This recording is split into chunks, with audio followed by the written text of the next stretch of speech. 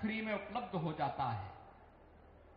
बहनों और भाइयों, यही नहीं, अन्नदाता किसानों के लिए बनाई गई योजनाएं, सॉयल हेल्थ कार्ड से लेकर के प्रधानमंत्री फसल बीमा योजना, प्रधानमंत्री कृषि सिंचाई योजना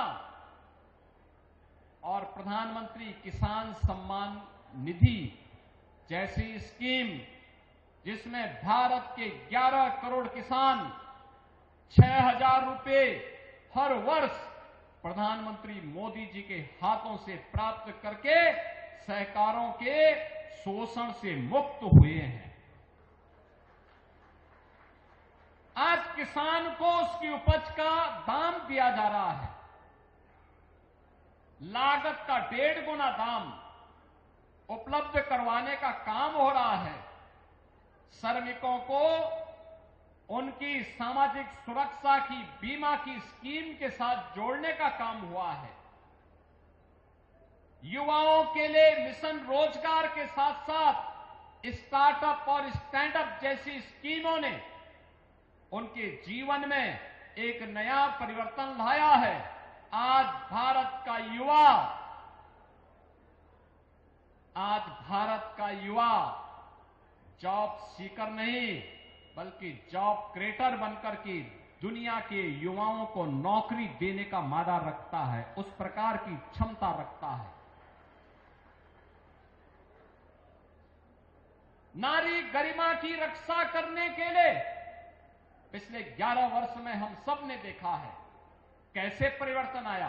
बेटी बचाओ बेटी पढ़ाओ का कार्यक्रम हो, मातृ वंदना का कार्यक्रम हो, फिट इंडिया मूवमेंट का कार्यक्रम हो, खेलो इंडिया खेलों का कार्यक्रम हो, या नारी शक्ति वंदन अधिनियम के माध्यम से नारी गरिमा की सुरक्षा, उसके सम्मान और उसके स्वावलंबन के लिए चलने वाले अनेक कार्यक्रम, जिसका एक मॉडल अभी कुछ देर पहले यहां पर मैं दीनदयाल धाम में भी देख करके आ रहा हूं। कैसी सैकड़ों की संख्या में बहनें रेडीमेड गारमेंट्स के माध्यम से अपने जीवन को स्वावलंबन के मार्ग पर प्रशस्त करते हुए अन्यों के लिए प्रेरणा बनी हुई है। गौ आधारित खेती इस स्वदेशी का बेहतरीन मॉडल है। स्वदेशी है तो हम सशक्त हैं, स्वदेशी है तो स्वावलंबन भी है, स्वावलंबन है तो स्वाधीनता हमारी बनी हुई है, स्वाधीनता बनी हुई है तो हमें सशक्त होने से दुनिया की कोई ताकत रोक नहीं सकता है। और यही पंडित दीनदयाल उपाध्याय जी का मंत्र था। याद करिए ना, लोग कहते थे क्या कश्मीर में धारा 370 हट पाएगी? हम तब भी नारा देते थे, जहां है बलिदान मुखर्जी वह कश्मीर हमारा है।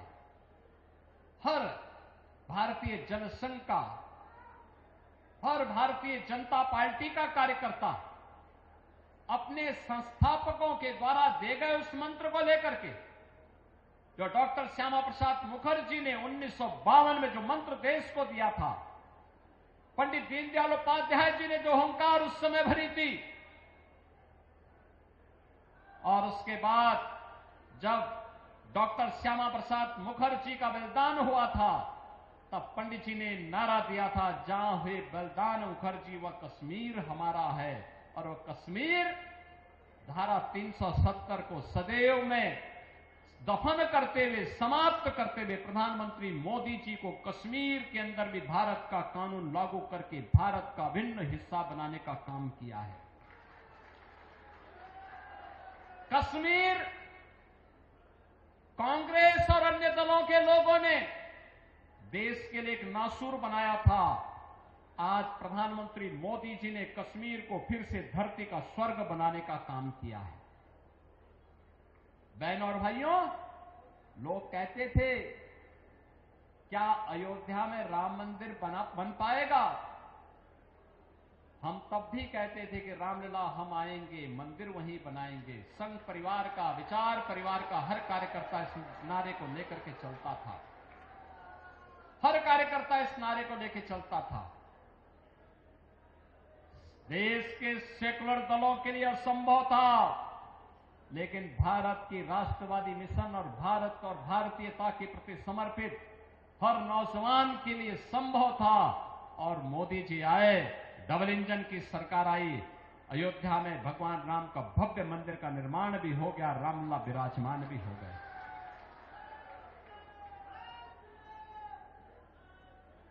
जो उनके लिए संभव था, वह मोदी जी के नेतृत्व में पंडित दीनदयाल उपाध्याय जी की दृष्टि ने उसे संभव बना करके भारत को भारतीय दृष्टि के साथ जोड़ने का काम किया है। बहनों और भाइयों, आज जब इस स्मृति महोत्सव के साथ जुड़ने का सौभाग्य मुझे प्राप्त हो रहा है, समारोह में ठीक पहले मुझे यहां दीनदयाल धाम में गौ आधारित खेती के साथ साथ गौ आधारित औषधियों के साथ और मातृशक्ति के स्वावलंबन के इस अभिनव कार्यक्रम को भी नजदीक से देखने और जानने का अवसर प्राप्त हुआ। याद करिए, यही तो कहा था पंडित दीनदयाल उपाध्याय जी ने कि भारत की अर्थनीति का आधार स्वदेशी मॉडल होना चाहिए। स्वदेशी मॉडल होना चाहिए। जब हम भारत की ओर दृष्टि डालते हैं, भारत आज से 300 वर्ष पहले दुनिया की नंबर 1 की अर्थव्यवस्था हुआ करता था। नंबर 1 की अर्थव्यवस्था भारत हुआ करता था दुनिया के अंदर। दुनिया की जीडीपी में, ग्लोबल जीडीपी में भारत का हिस्सा 25% से अधिक हुआ करता था। 25% से अधिक भारत का हिस्सा हुआ करता था। लेकिन सन 1800 आते आते भारतीयों का जो शोषण हुआ, भारतीय उद्योग धंधों को नष्ट किया गया, भारत की कृषि को विदेशी यंत्रों के भरोसे छोड़ दिया गया। धीरे धीरे करके ऐसी स्थिति पैदा होती गई, 1800 आते आते हमारे उद्योग धंधे बंद होते गए।